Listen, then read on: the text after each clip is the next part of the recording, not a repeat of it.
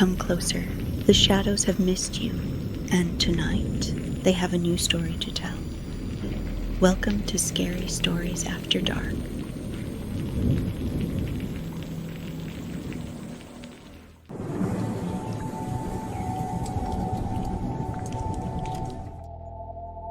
Something is breathing under the sidewalk. Not wind, not pipes. Breathing, slow, wet, hungry. Jinx froze mid-step, one boot hovering above a crack in the crooked sidewalk of Brimstone Avenue. The fog curled thick around her ankles like it was waiting for her to move. Behind her, Rake's voice sliced the tension. If something grabs you and drags you down, I am not jumping in after you. I've seen this movie. Screw you, Jinx muttered, not looking back. Mel, still sipping her lukewarm gas station coffee like the world wasn't unraveling around them, gave an exaggerated shrug. Technically, it's your own fault for wearing combat boots during a fog apocalypse. You summoned it. Chris was too busy trying to make his broken camera work to notice. He was trailing behind, face buried in viewfinder hell. Anyone else's footage glitching, everything looks wrong, like overexposed but with teeth. Hades, quiet, statuesque, unnervingly observant, just stared at the gutter like it whispered things only she could hear. Fear Point had always been weird, but lately, it was like the entire town was holding its breath, waiting for something to snap. The sky had forgotten how to be blue. The trees never moved, even when the wind screamed. Every clock in town ticked at different speeds, and the fog, God, the fog never left. They weren't sure when it started, really. Maybe 2 weeks ago, maybe last October. Maybe they'd always lived like this and just stopped noticing. All they knew now was that people were missing, not strangers, friends, neighbors, familiar faces from childhood who just faded. No screams, no blood, just absence. Tell me again why we're out here and not in the warmth of my cryptic murder-bait bedroom, Rake said, glancing around like shadows had grown fangs. Because we need answers, Jinx snapped. Something's wrong. I feel it. You feel it. We all do. Yep. And we're definitely going to find them in the fog that eats time. Genius. Their laughter was weak, nervous, hollow, like something pretending to be joy. The five of them moved as a pack, never too far from one another these days. They wandered the same streets they'd walked their whole lives, except now, everything was just a little off. Storefronts had displays they didn't remember. The air smelled like burnt sugar and rotting teeth. Street lamps buzzed static that hummed their names when no one was talking. That's when Hades said it. Do you remember before? They all stopped. Before what? Chris asked. Hades tilted her head. Exactly. No one answered, because none of them could remember what came before the fog, or why they all suddenly had the same dream every night. A house with no doors, a voice whispering, "Come back," and the sound of scratching inside the walls. Okay, I'm officially voting for the group psychotic break theory, Mel said, followed closely by demonic possession. I second that, Rake said, raising his hand. All in favor of quitting the mystery gang and starting a doom cult, say aye.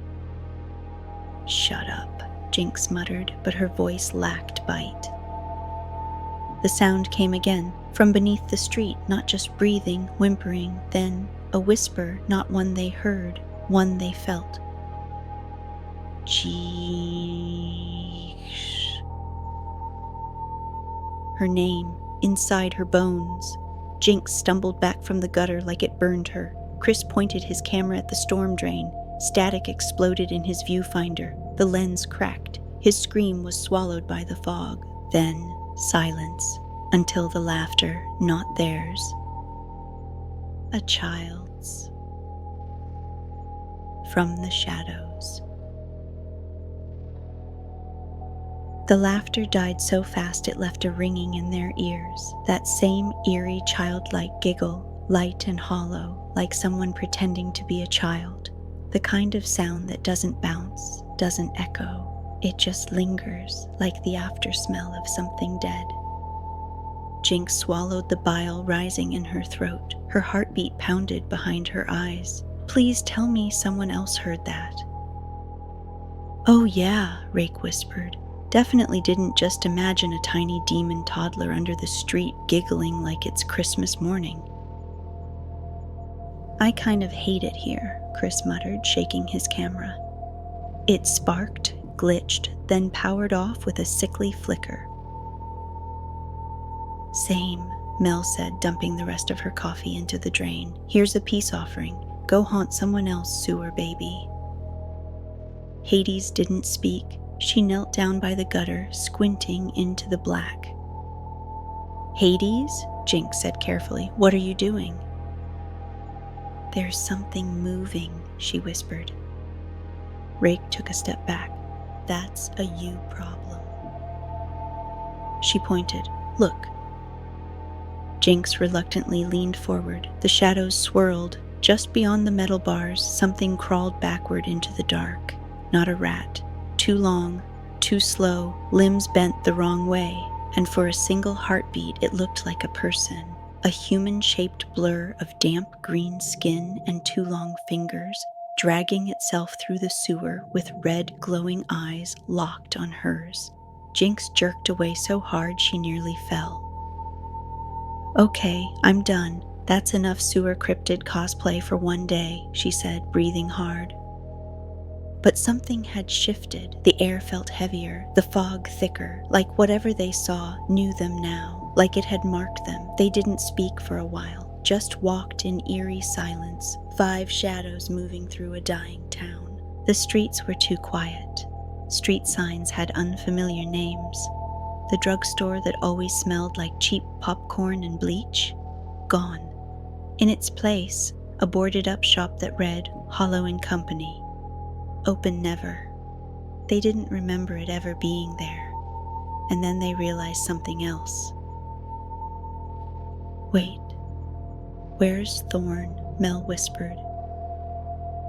They all stopped.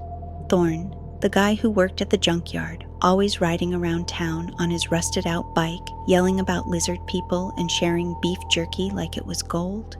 Gone. Just gone. I saw him yesterday, Chris said. He waved at us outside the liquor store. Was that yesterday? Jinx asked. Was there a liquor store? They looked at each other, faces pale in the colorless afternoon. Are we losing it? Rake asked quietly. We're not crazy, Hades said. This place, it's changing. They stared down Main Street, where the buildings warped like heat mirages, and distant figures shifted unnaturally under the fog, twitching like marionettes with broken strings. It's like the town's decaying, Jinx whispered, or forgetting itself. As if on cue, the antique store that had been there for decades cracked, literally cracked in half, with a sound like bones snapping underwater. The windows spider-webbed, the wood curled back. Something moved inside. We need to go, Mel said, suddenly pale. We need to get out of town. To where? Rake asked, spinning in a slow circle. You ever tried to leave Fear Point? Roads never feel right. GPS goes dead, and that sign on the highway. They all knew it. You're already here. No exit, no escape. Just fog, friends, and fading. The next morning never came. There was light, sure, gray, sourceless, unchanging light that smeared across the sky like an old bruise. But morning, that was a concept that didn't exist in Fear Point anymore. Jinx sat cross-legged on the roof of Hades' house, chewing on a cold bagel and staring out at the town like it might confess its sins if she stared long enough. It didn't. Below, the fog blanketed the street, curling around fire hydrants and dead leaves, dragging itself like a living thing. You could barely see the cracked street signs anymore. She hadn't slept. None of them had. Rake, curled beside her in a hoodie that read, "Maybe I'm the problem," lit a cigarette with trembling fingers. "Question," he said. "If we all go insane together, is that considered a group bonding activity?" "I think it counts as a team-building exercise," Jinx replied. "Cool, just trying to bulk up the resume." They didn't laugh this time, because the fog wasn't just fog anymore. Last night, it whispered to them, not in words, but in feelings: regret, hunger, loss, and someone was missing. Chris. He never made it home. "I checked his house," Hades said when she joined them. The lights were on, TV was on, but the door was wide open and his phone was on the floor. "Was it cracked?" Jinx asked. Hades just nodded. Mel climbed up onto the roof next, still in her threadbare pumpkin pajama pants, hair wild, face pale. "I had a dream," she said, sitting between them.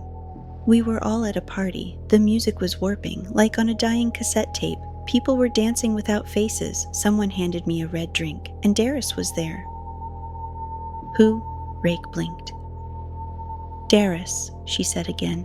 "That weird guy from the lake house bonfire parties. Tall, quiet, kind of obsessed with us," Jinx said slowly. "I thought he moved away," Hades murmured. Mel shook her head. "I don't think he ever left." No one said anything. Down the street, the old church bell rang, except the church had been abandoned for decades. The sound was low, distorted, like it came from underwater, and the fog shifted, like something tall walked through it. Jinx stood. "We need to find Chris." They found his hoodie near the woods, torn, damp, spotted with something dark. His camera was nearby, still blinking a red light. Rake picked it up and played the last clip. It showed Chris walking alone down Marrow Street. The video glitched, stretched. Chris turned toward something off-screen. Then, static, but not normal static. This was moving static, like veins, like muscle, like something alive. The last frame was Chris screaming as something with rotting green skin and red eyes lunged from the fog. Then, nothing. "What the hell is happening to us?" Jinx breathed. "I think," Hades said, eyes locked on the blinking camera, "we're not supposed to be here." Rake paced. "Okay, so what? We're being hunted by literal sewer ghouls, people are fading, the town's glitching, and now we're having shared memories of a guy who definitely gives me stabby recluse energy?" Mel was shaking. "Chris is gone." "No," Jinx said, "he's not gone. He's fading, like the others." "Fading where?" Rake asked. "Into the static void?" They didn't know, but they all felt it. This world was cracking, unraveling, and something was reaching through. That night, Jinx woke up gasping, covered in sweat. There was a knock at the door, slow, rhythmic, like knuckles against wood underwater. She crept to the window and peeked out. Nobody was there, except a shape in the fog, tall, slender, tilting its head, holding a red plastic cup. Mel didn't speak all morning. She just sat in the back booth of Coffin Joe's diner, watching the rain that wasn't actually falling. The sky was heavy, churning with a storm that never broke. They were the only ones there. No cook, no waitress, no coffee brewing, just the soft hum of fluorescent lights that flickered like they were blinking a code no one wanted to understand. "We're not safe," she said finally, "anywhere." Jinx nodded, sipping a cup of cold coffee from behind the counter like it might anchor her to something real. Hades stood near the jukebox. Every song title had changed. You never left. They poisoned you. He watched you die. Darius. She touched the machine. It played nothing, just sobbing static. I think I'm losing my mind, Rake muttered. Last night I looked in the mirror and my reflection was laughing at me, only I wasn't. There are no mirrors, Mel whispered. What? There haven't been, not since we woke up in this place. Have you noticed? Not one, not a single reflection, just fog. That's when Chris's old camera, taped to Jinx's shoulder, buzzed to life. Its cracked screen lit up with static. Then an image, a group of teens huddled around a bonfire. The 5 of them, laughing, drinking, dancing. In the corner, obscured out of focus, stood a figure in a hoodie, holding something behind his back, a bottle. Pause it, Hades whispered. Jinx froze the frame. They leaned in. Darius, his face hidden but unmistakable, the way he stood, the chill that slid through the screen, his presence dripped with something wrong. Mel's voice cracked. That night, I remember now. Her hands trembled. He offered us drinks, said he made a special mix just for the 5 of us. We thought it was funny. We didn't even think. I remember, Jinx whispered. I remember the way everything slowed down. The music warped. My stomach burned. Then everything just went black. We died that night, Hades said, her voice flat. He killed us. But no one ever questioned it, Mel added. Everyone thought we just OD'd, died from drinking too much. Because he made it look that way, Jinx hissed, fists clenched.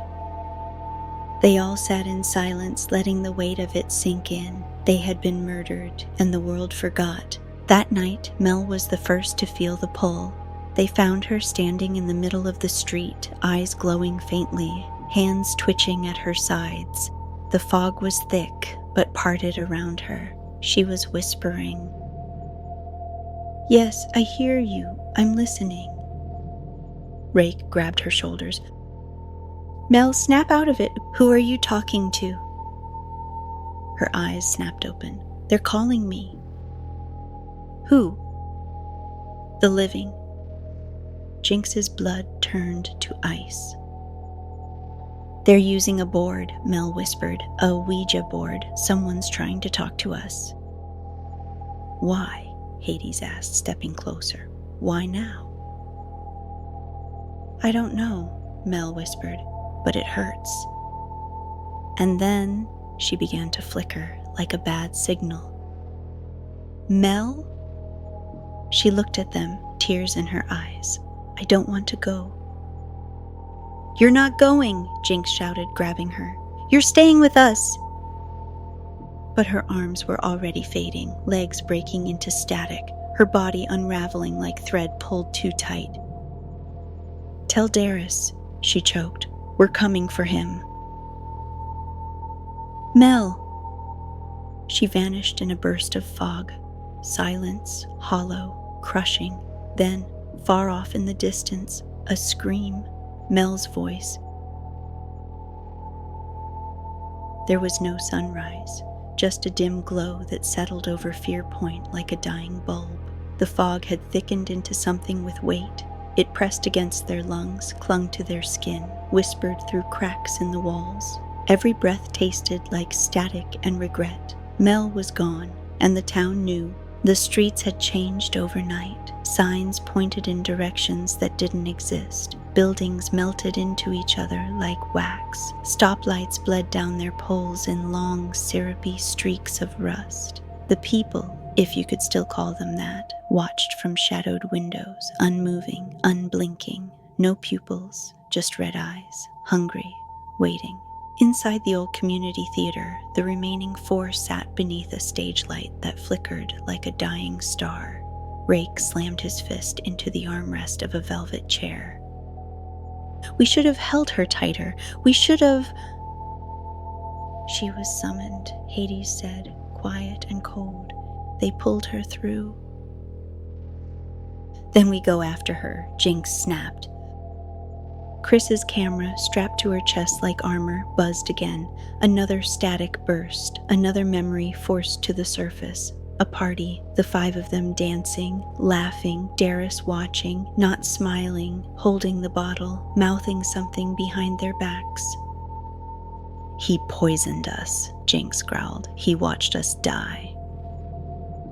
And got away with it, Rake muttered. Hades stood slowly, eyes gleaming. Then we make sure he doesn't. The decision clicked into place like a loaded chamber. They weren't victims anymore. They were wrath. The moment they stepped outside, the town reacted. The fog pulled away, revealing dozens of the rotting husk things, soul eaters, writhing in the streets like ants over a carcass. Some had familiar faces. Neighbors, teachers, people they once knew, now hollowed out, corrupted. Jinx took the lead. Stick together, no matter what. If we start flickering, Rake asked. Fight it, bite the ground, punch a demon. Do not disappear. They moved like a unit through a world falling apart at the seams. Lampposts bent like twisted arms. Mailboxes screamed when they passed. The sky peeled back in strips, revealing something alive underneath it. Every step was agony, but they reached it. The place where it happened. The house where they died. The lake house party. Familiar, yet wrong. Dark, silent, frozen in time. Inside, the red solo cups still sat on the table, their names written in black marker. Jinx stared at hers. A sip, a laugh, the heat in her chest, the dizziness, then nothing. Rake turned slowly toward the window. We're not alone. In the reflection, something moved, not in the room, in the glass. A figure, Darius. He stood just beyond the tree line, pale and stiff, watching with eyes that didn't blink. He smiled, and then the Ouija board slid out from under the couch on its own. Jinx screamed. They're calling us again, Hades shouted. Rake flickered. His fingers went translucent. Not me, no, not me. Hold on to something, Jinx yelled, grabbing him. Tell Mel, he whispered, tears in his eyes. Tell her And then, pop. He vanished, like a light going out. Jinx dropped to her knees, breath gone. 2 gone. 2 left. Outside, the town erupted into chaos. The soul eaters screamed, buildings exploded into fog, the sky split, and from the center of it all, a voice. Jinx? Hades? Why won't you let go? Jinx stood, eyes burning, face stone. Because we remember now. She looked to Hades, who nodded. Time to end this. Fear Point burned, not with fire, with bleeding memory. The streets were bleeding static, the sky cracking like porcelain. Soul eaters shrieked in the distance, dragging fading forms into the fog as time dissolved around them. But Jinx and Hades kept walking, side by side, unflinching, toward the one place still untouched by the decay. Darius's house. It sat at the far edge of town, just beyond the rusted train tracks no one ever crossed. The air around it was wrong, sharper, heavier, like it belonged to another world entirely. The front door opened on its own, of course it did. They stepped inside, no lights, no sounds, just that feeling, that cold, black sensation you get in your gut right before something terrible happens. They passed through the hallway. Each picture frame along the wall contained them, laughing, living, then dead, Eyes hollow, throats bruised, cups in hand, Darius had kept it all. He watched us die and made art out of it, Jinx whispered. He wanted to remember it forever. Then let's give him a new memory, Hades said softly. In the basement, candles burned in a perfect circle, and there he sat, Darius, no longer living, but not like them either. He'd gone to another place after death, a darker one, and he'd brought it back with him. His eyes were black voids, his smile stretched too wide. I knew you'd come, he said. You always do. You murdered us, Jinx growled, stepping forward. Because we were happy, because you weren't. You were always so close, Darius sneered. So loyal, so perfect, and you never saw me, never let me in. You never belonged, Hades said coldly, because you were never real, just a shadow playing human. Darius stood. The room groaned, the walls bled, and then came the static. It poured from the ceiling, from the floor, from his mouth. The soul eaters crawled down the stairs, screaming, howling. Jinx stepped into the circle of candles. She dropped Chris's cracked camera at Darius's feet. You took everything from us, she whispered. Now we take it back. The candles flared, the static screamed, and from the fog behind her, Mel and Rake and Chris, their souls flickering but solid, they were back, drawn by vengeance, bound by memory. Darius, Mel whispered, smiling now, you should have stayed forgotten. The walls exploded in light, the soul eaters wailed, and Darius, he shattered, his body split like glass under pressure, crumbling into ash and fog and silence. Outside, the world was quiet again. Fear Point glowed faintly beneath a silver sky. The fog still curled, but no longer screamed. The town still stood, but now it was a place of ghosts who remembered who they were. Mel stood beside Rake, holding his hand. Chris watched the clouds, whispering something about film that captured souls. Hades exhaled slowly. So, what now? Jinx asked. The others looked at her, but none of them spoke, because something in the distance was rumbling, a new crack in the sky, a new voice. Is anyone there? A child's voice from another world, another summoning, another call. They weren't done, not even close. Jinx looked at the others, eyes steeled. Looks like we've got work to do.